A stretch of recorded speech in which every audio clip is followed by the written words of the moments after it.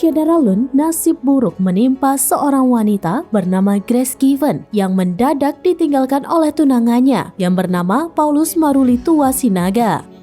Beralasan pergi merantau kepada orang tuanya, Paulus pun meninggalkan surat dan menitipkan cincin pertunangan mereka.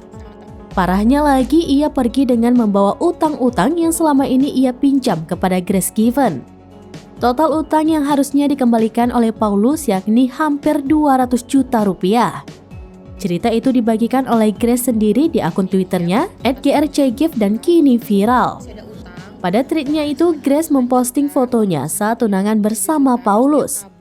Lalu di samping foto itu ada surat yang ditulis oleh Paulus untuk orang tuanya dan juga pesan untuk Grace.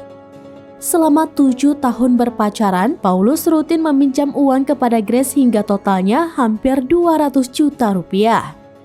Saat meminjam uang tersebut, Paulus pun berjanji akan membayarnya dengan cara dicicil. Namun, bukannya mencicil utangnya, Paulus malah pergi meninggalkan sang tunangan dan lari dari tanggung jawabnya itu.